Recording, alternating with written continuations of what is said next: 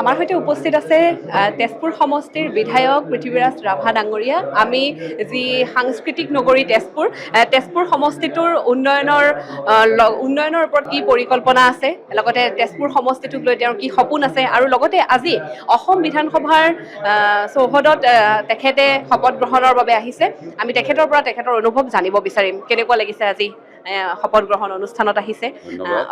আৰু তেজপুৰ সমষ্টিটোক লৈ কি পৰিকল্পনা আছে? আজি শপত গ্ৰহণ অনুষ্ঠান চলি আছে আৰু পুনৰবাৰ বিধায়ক হৈ তেজপুৰ সমষ্টিলৈ আমি কেনেকৈ উন্নয়ন আনিব পাৰোঁ, কেনেকৈ কাম কৰি যাব পাৰোঁ, কেনেকৈ তেজপুৰৰ মানুহৰ বা তেজপুৰৰ বাকী ৰাইজক আমি সহায় সহযোগ আগবঢ়াব পাৰোঁ, এই বিষয়ে চিন্তা চৰ্চা কৰি থকা হৈছে। ইতিমধ্যে যোৱাটো টাৰ্মত তেজপুৰত ষ্টেডিয়াম নাছিলে, ষ্টেডিয়াম বনোৱা হৈছে। ষ্টেডিয়ামৰ নিৰ্মাণ কাম সম্পূৰ্ণ প্ৰায় হৈছে। এই 2 এদিনতে আমি উদ্বোধন কৰিব পাৰিম। ফ্লাইঅভাৰ কাম চলি আছে, ফ্লাইঅভাৰ কাম আমি 2 এদিনতে উদ্বোধন কৰিব পাৰিম। 1000 মানুহ বহিব পৰা এটা অডিটৰিয়াম বনোৱা হৈছে, সেইটো আমি উদ্বোধন কৰিম। অগ্নিগড়ৰ বিষয়ে বহুতে জানে যে অগ্নিগড়ত বহুত ষ্টেপ চিৰি খোজকাঢ়ি যাব লাগে, গতিকে বহুত বৃদ্ধ মানুহ বা বৃদ্ধা মানুহে লিফ্টৰ কাম চলি আছে। আপোনাৰ মৰাৰভৰলী নদীত দুটা পাৰ সৌন্দৰ্য বৰ্ধনৰ কাৰণে সজোৱা হৈছে আৰু তাতে ৰাস্তা নিৰ্মাণ কৰা হ'ব, ভৱিষ্যতে ৰাস্তা নিৰ্মাণ কৰা হ'ব।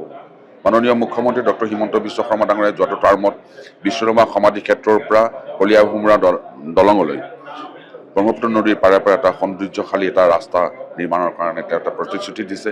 এই প্ৰতিশ্ৰুতি আমি ৰক্ষা কৰিম। গতিকে আমি বহুত কাম কৰিবলৈ গৈ আছোঁ। ঠিক তেনেকৈ দেখা কাম বুলি হ'লে বিল্ডিং বা ৰাস্তা বনোৱা দেখা কাম বুলি কয়, আৰু নেদেখা কাম বুলি ক'লে যিবিলাক মানুহৰ কাৰণে প্ৰয়োজন কিন্তু মানুহে নেদেখে, যেনে ডায়েলিচিছ চেণ্টাৰৰ পৰা আৰম্ভ কৰি আমাৰ এতিয়া মই নতুন এটা স্কিম লৈছোঁ, লিচু পুলি বিতৰণ। তেজপুৰৰ লিচু বিখ্যাত, আপুনি জানে, সকলোৱে জানে, বহুত সোৱাদ তেজপুৰৰ লিচু। কিন্তু তেজপুৰত সেনেকৈ লিচু ৰুবৰ কাৰণে ফাৰ্ম খুলিবৰ কাৰণে মাটি নাই। গতিকে মই এবাৰ নতুন প্ৰজেক্ট এটা লৈছোঁ, সেইটো অলৰেডি ইতিমধ্যে মই উদ্বোধন কৰিছোঁ। আমি 10,000 পৰিয়ালক 2ডালকৈ লিচু পুলি দিম। তাৰমানে 20,000 লিচু পুলি আমি বিতৰণ কৰিম, আৰু এই 20,000 লিচু পুলি বিতৰণ কৰিলে আমাৰ মাটিৰ সীমা হ'ব গৈ, যদি আমি এবিঘা মাটিত 15ডাল লিচু গছ লগাওঁ, তেনেহ'লে আমাৰ 1400 বিঘা মাটিত আমি লিচু পুলি ৰুব পাৰিম। গতিকে আমি এনে প্ৰজেক্টবিলাক লৈ আছোঁ। গতিকে অদূৰ ভৱিষ্যতে আমি ভাল কাম কৰি যাম বুলি প্ৰতিশ্ৰুতিবদ্ধ আৰু কাম কৰি যাম।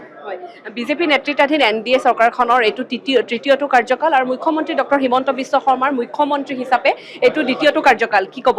ডক্টৰ হিমন্ত বিশ্ব শৰ্মা ডাঙৰীয়া আমি ল'ৰালি কালৰ পৰা বহুত মন্ত্ৰী দেখিলোঁ, বহুত মন্ত্ৰীসভা দেখিলোঁ, বহুত মুখ্যমন্ত্ৰী দেখিলোঁ, কিন্তু এনে নিষ্ঠাবান আৰু কৰ্মপটুতা থকা মন্ত্ৰী আমি ডক্টৰ হিমন্ত বিশ্ব শৰ্মাকে দেখিছোঁ। আৰু ডক্টৰ হিমন্ত বিশ্ব শৰ্মা ডাঙৰীয়াই এই 5টা বছৰত যিখিনি কাম দেখুৱালে, ভাৰতৰ স্বাধীনতাৰ পিছত বহুত মুখ্যমন্ত্ৰীয়ে এনেধৰণৰ কাম কৰিব পৰা নাই। আৰু আমি বিশ্বাস, অসমৰ ৰাইজৰ বিশ্বাস, অদূৰ ভৱিষ্যতে ডক্টৰ হিমন্ত বিশ্ব শৰ্মা আমাক নেতৃত্ব দিয়ক। এই মিত্ৰজোঁটত তেখেতে আমাৰ নেতৃত্ব দি থাকক, আৰু অসমৰ মুখ্যমন্ত্ৰীৰ দায়িত্বভাৰ গ্ৰহণ কৰি অসমৰ ভৱিষ্যত আৰু উন্নয়নৰ দিশত বহুত আগবঢ়াই লৈ যাওক বুলি আমি আশা ৰাখিছোঁ।